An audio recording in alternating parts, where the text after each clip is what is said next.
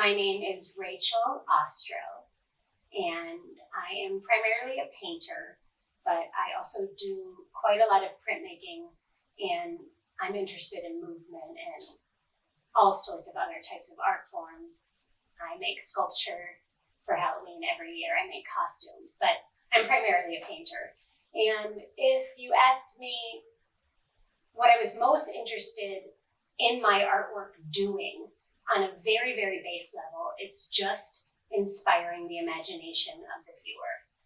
And not purely, this looks like this or this thinks like this. It's almost like on a deeper visual level, the imagination spatially, visually, the way that we perceive things in a way that's not a totally straightforward way of perceiving things. I want your brain to just visually start to imagine what it is. I want the viewer to look at the painting and dive into one space and have it remind them of something and then come back out. And because the space doesn't always make perfect sense in my painting, the space of my painting, sometimes makes you feel like it's flat, sometimes it feels like it's far away, sometimes it feels like a ribbon, sometimes, it feels like a lot of different surfaces. I want the viewer to experience that moment when you look at something and you're not exactly certain what it is or what it's trying to be, but your brain is visually trying to think about it. I was lucky enough to be an attendant or a resident at the Joshua Tree Highlands Artist Residency in 2012. And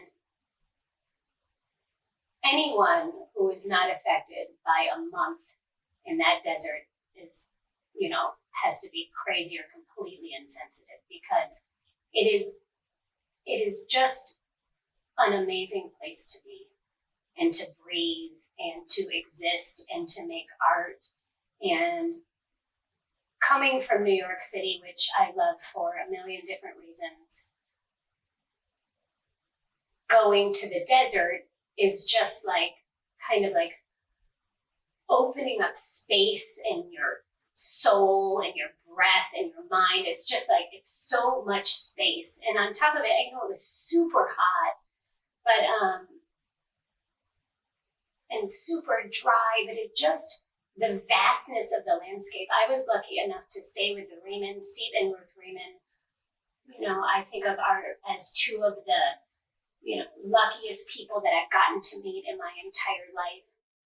At the time, in 2012, it was right before I picked up a squeegee and started painting with a squeegee. It was like maybe months before, maybe 6 months before I picked up the squeegee. And at that time, I was still, as I always am, interested in the same types of things, in how kind of you can move around paint to create representation of space and of form, and how those things can be specific enough, but not exactly something, not pictorial, not trying to go somewhere, but trying to not trying to evoke something that's not true.